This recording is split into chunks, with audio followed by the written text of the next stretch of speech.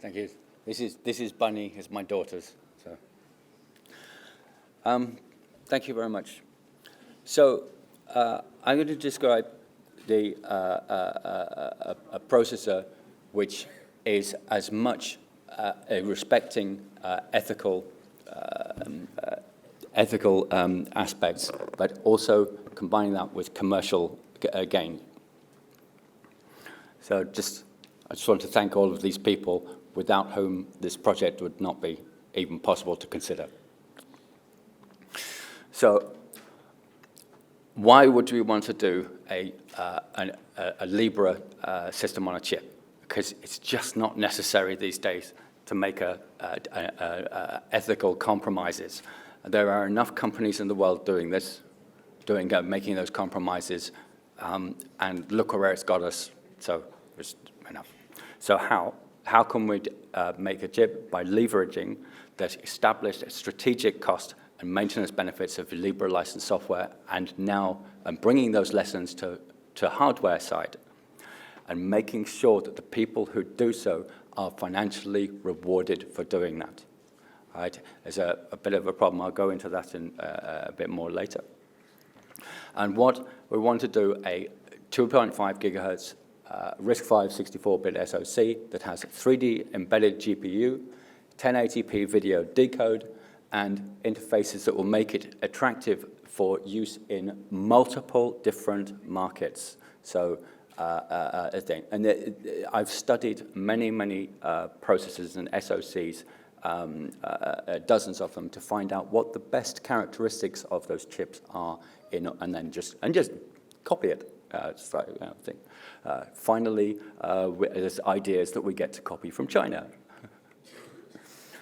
So it sounds obvious, but it is practical and achievable. So just some good definitions. Business is the provision of a service and being commensurately financially rewarded for doing so. Sponging is where you provide a service and people take advantage of you for providing that service. An ethical act is one that increases truth, awareness, love, or creativity for one or more people, including yourself, without decreasing those same qualities for anyone. And if you want to do a simple version of that definition, it's do good without doing harm, and that is not optional. It applies, that code applies 100%. Under that definition, bureaucracy can be defined as being 100% unethical. So, and there is also something in software for freedoms, which are the rights and guarantees associated with embedded within GNU licenses. And interestingly, it is possible to have conflicts where the four freedoms, which software engineers think they have as an absolute right, there are circumstances where those four freedoms can result in unethical behavior. Oh, another thing is Google's "Don't be evil" motto, right, does not prevent them from sitting idly by. It allows them to sit idly by whilst their products and services are used for unethical ends. So they have to have this proactive sort of thing. Now, before getting into the time of doing a free Libre chip, does it already exist? Are we wasting our time? And if you have a look at a huge range of different processors, the answer is no. There is no entirely Libre chip. So the IMX6 from Freescale is entirely Libre bootable. It even has a Vivant 3D GPU, which has been reverse engineered, so you've got Libre software running on that. But the video processor is proprietary, right? Oh, and it's a power-hungry Cortex-A9. Everything else is either Mali or PowerVR. And there's only one processor, which the Ngenic JZ4775, which is an entire Libre stack from the bottom all the way up to actually booting, but it's only a single core 1 gigahertz MIPS, 32-bit. So Broadcom's SoCs are cartelled. Right, you can only get them if you have a special handshake with the thing. And it boots from the GPU using proprietary firmware. So the CPU is booted from the GPU. So basically, this doesn't exist. There does not exist any processor in the world which is common commodity hardware which provides modern performance of 3D GPU, 3D VPU, and modern processor, which is really bizarre if you think about it. So what would a Libre boring, mundane SoC have? Of course, now we're going to call it SOAP. Shakti Open Architecture Processor. So it will cover a lot of different scenarios. Quite interesting, people mentioned about crypto mining, because if the GPU is good enough, you'd actually be able to do that as well. So you have decent performance with high efficiency. You'd have 1080p video because everybody's got to watch YouTube, right? Or if you have children, I can recommend, like I do, I can thoroughly recommend the Minecraft Monster School videos. They're great. It's 3D GPU, got to be able to do the minimum of Angry Birds, sort of a few games, that sort of thing. It's not monster performance. It just has to, cover the things on your tablet to be able to do the scrolling and blah, blah, blah, and that sort of stuff. No spying backdoor co-processors. If you've seen the Intel management engine and how that ended up in there, yeah, the NSA saying we want to be able to spy on all the users, and if you don't give us a spying backdoor coprocessor, you'll find it extraordinarily difficult to get BXPA export licenses for your processors, Mr. Intel. So of course they're going to cave in. So this is why China has their own processor for their supercomputers, because they don't want spying coprocessor backdoors in their supercomputers, thanks. And is it also why Russia has Baikal? So it is really important for sovereignty that each country has their own processor program. It's really important. So no specters, no meltdowns, obviously. With the execute stuff. So it's basically very boring. There's no AI, there's no wow secret source stuff. Thing, and I'm very glad that Madhu was talking yesterday about doing processes which are boring.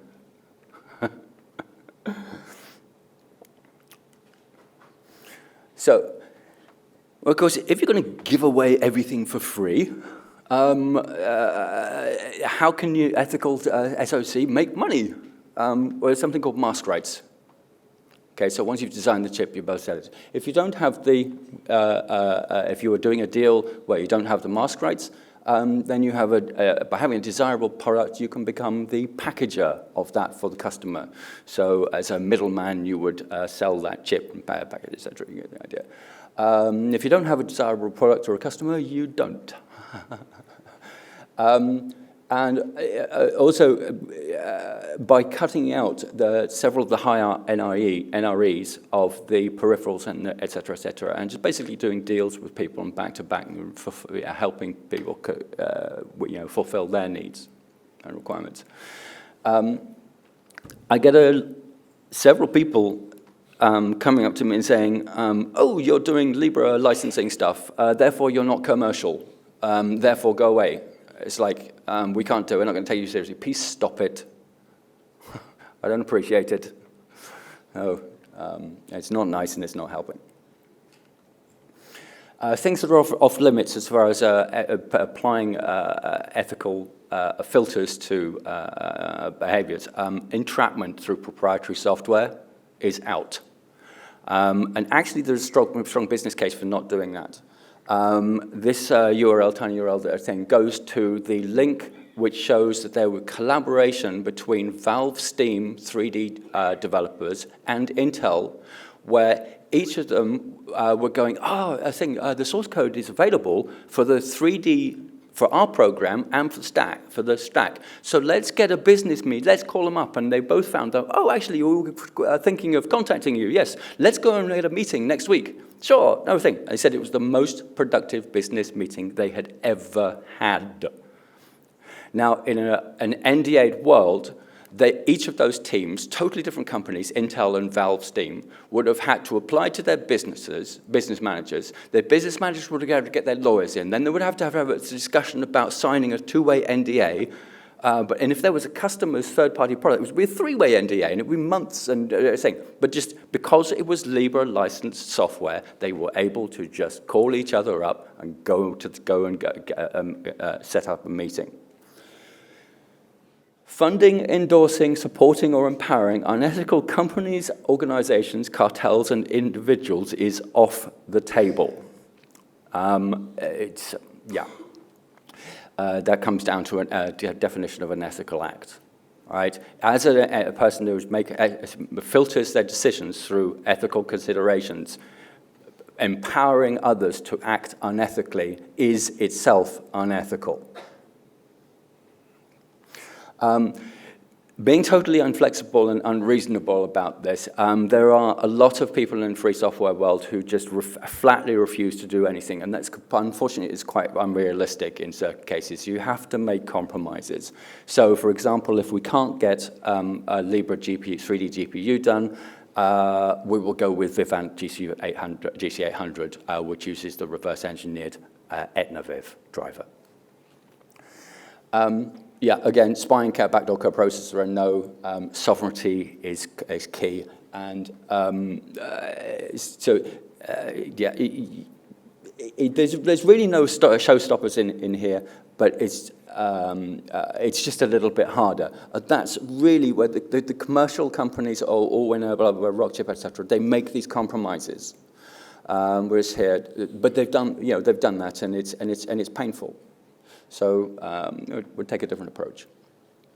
So these are the interfaces, and really, there's not a lot of difference between this and the Shakti C-class. The only thing I'll go on later is that you will need, because it's for mobile, you need variable power domains and sleep modes, etc., etc. So it's quite involved there. And separate power domains for the GPIO banks is also critical, because what you will do is you'll have one bank for the eMMC. Micro SD cards can switch between 3.3 and 1.8 volts, and it's easier to switch the whole bank. So you have a dedicated bank of 10 pins, GPIO pins, and you switch the whole bank's power from 3.3 down to 1.8 volts. So just a quick comparison between different things. You've got a server, a desktop, an embedded system, a mobile. Server is relatively easy.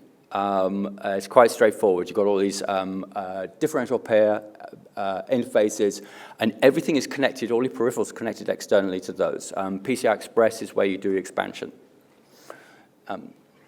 Why am I running Windows laptop? Oh, dear, never mind. Don't tell Dr. Stallman, okay? Our desktop system is really just a variant of a server. Embedded is also pretty easy. You need a pin mux, but maximum 300 megahertz, 200, 300 megahertz, really quite difficult. Mobile is where it gets hard because performance per watt really matters. The number of pins matters because it affects the yield. If you've got 1,000 pins and you're doing gold wire bonding externally, you have to hit the chip multiple times. And the more times you hit it to bond the wires, it ends up cracking the die. So if you can keep those number of times to a minimum, not only do you increase the yields, but also the package size of a 320-pin package is a heck of a lot less than a 1,000-pin package. So it's lots and lots of challenges. Cost matters, and a pin mux is critical. So we basically spent quite a lot of time tracking down Libre licensed HDL. This saves about $4 million off the cost of the NREs, okay, for these different pretty challenging stuff is memory interfaces. DDR3 and DDR4 is particularly complex a thing, so putting it, symbiotic EDA will do that for us. But it's risky. So there's a couple of other strategies. One is to use HyperRam, which is basically 8-bit wide SPI. And if you can put multiple of those down in parallel, then you can get the same speed with much simpler and much more reliability. And HMC, there's something called OpenHMC, which is available. They're a donation, and they will make that Libre licensed. A donation to their university will make it Libre licensed. The video decode engine, there's various blocks that you can put together. There's several around. Madhu knows our team who does can do H265. So there's bits and pieces around, but really you need SIMD. Or actually, if you do SIMD, it's not a good idea. There's that link there, SIMD considered harmful. SIMD is order n to the 6 opcode proliferation. And I've got a link to there to explain a bit more about that. So you definitely need bit manipulation and things. Okay. Right. Power management. Mentioned earlier, I'm going to need some help with that. There's also, it's a really good idea to have an extra core for wake up and real-time clock, which is always on. Battery operated, powered. Similar strategy to the Hi5 system. They have a quad-core SMP system, RV64, and a management core. Really need some help with this stuff. I'm interested to see that Intel provided some help with the PLLs and stuff for the C-class tape-out. Libre GPU. This has been a bugbear for quite a long time. Several efforts have been made because it is extraordinarily heavily patented minefield. The GPL GPU is based on something called number 9 graphics. They did a Kickstarter campaign on that and unfortunately didn't take off. Jeff Bush has been extremely helpful with Nyuzi. He based it on Intel's Larrabee architecture. But he actually replicated and published the details because Intel couldn't actually publish the performance statistics because they were so bad on Larrabee for GPUs. There are several lessons from Nyuzi. Software-only rendering is not enough. Jeff's approach gave us some things. He said that getting through the level 1 cache takes most of the power, and really you need fixed functions to optimize that, which will be nice to do as custom extensions to the RISC-V system. I was interested to, so our fallback position is to use Etnaviv GC800 thing. Now, for a 3D GPU, getting the data through the cache actually takes up most of the power. So we're just thinking about some ideas of how to pin cache lines and use them as temporary scratch RAM. The RISC-V vector proposal, unfortunately, is too heavy for this, especially for embedded GPU. So I've been designing something called Simple V, which is an order 1 opcode. So there's only 2 instructions: set the vector length and get the vector length.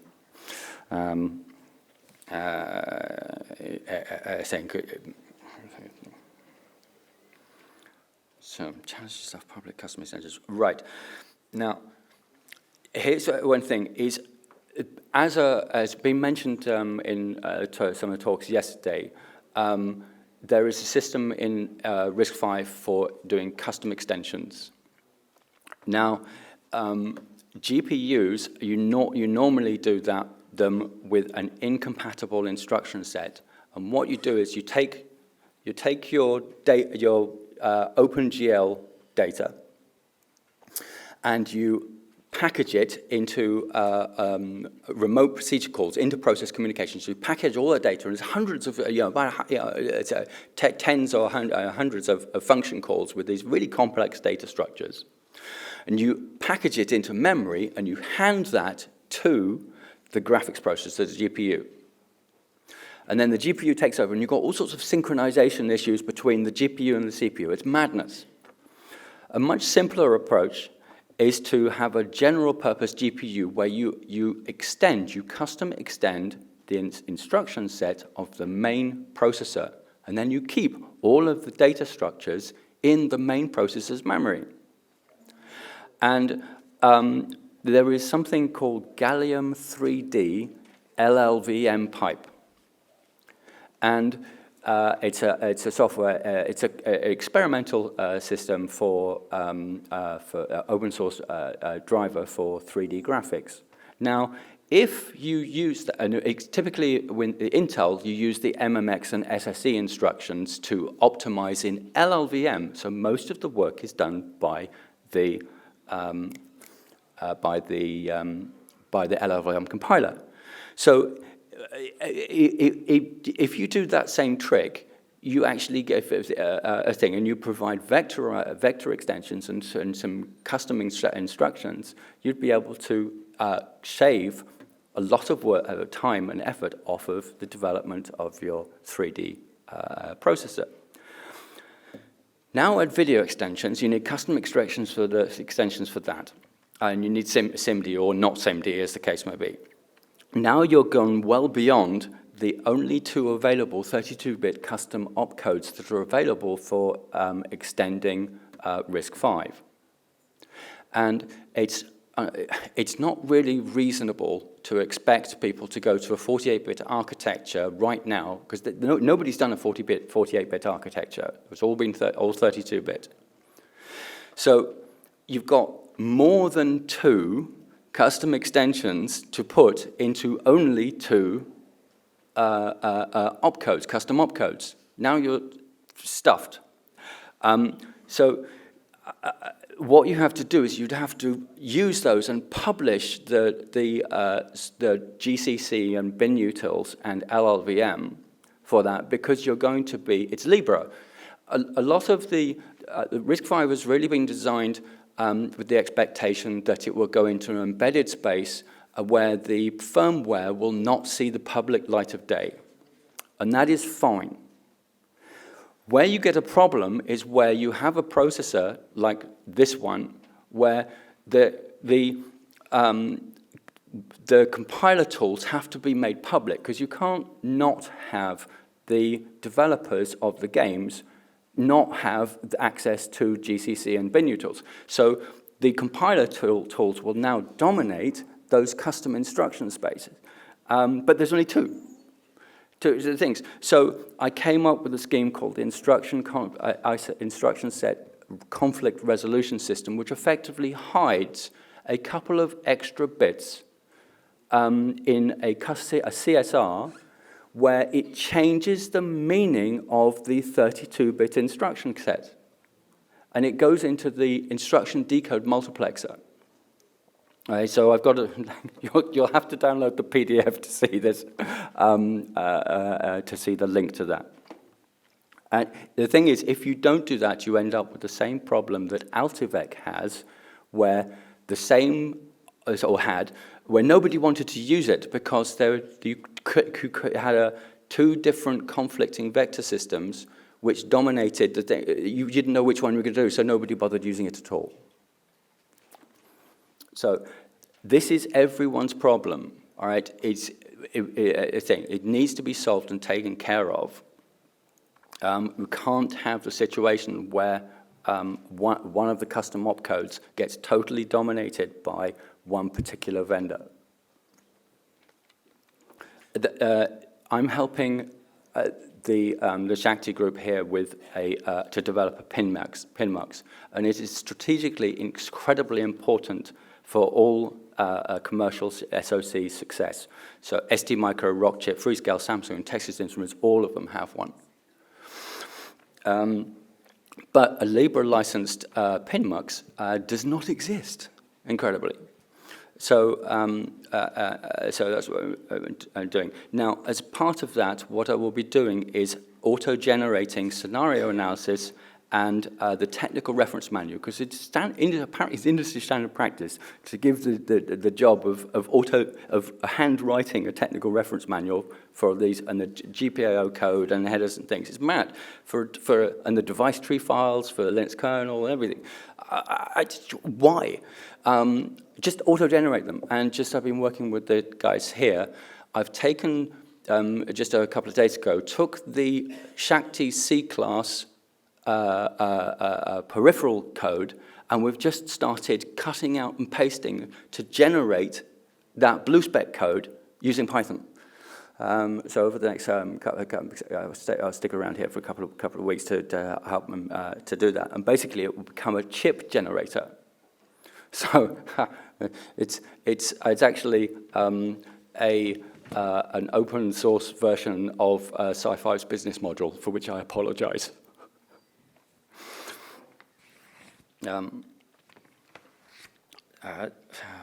Bless. So there's some interfaces and stuff and things. How long we got? Time? Which process course is just almost done actually. So summary. It's making a commercially derived system on chip is not really. It's kind of boring, but we actually have an anonymous sponsor who needs a chip which doesn't exist. Shakti Group knows the benefits of this. You end up with, not sort of spying on Indian citizens. We've got there are fallback strategies in place for all of the different interfaces we've got, but ultimately it's about cost reduction versus risk mitigation with Libre an ethical analysis prioritized over convenience. Thank you very much. Questions? So, Luke, I mean, what is the model are you going to give out the source code for the thing so people can develop in open source like a Spice? What exactly is the value proposition? I mean, is there a chip out there with 2.5 gig RISC-V? So, could you repeat the question for me? Yeah, I'm trying to understand what exactly is the offering here. Is it you're offering the source code so we can all develop and improve on the software, or is it? The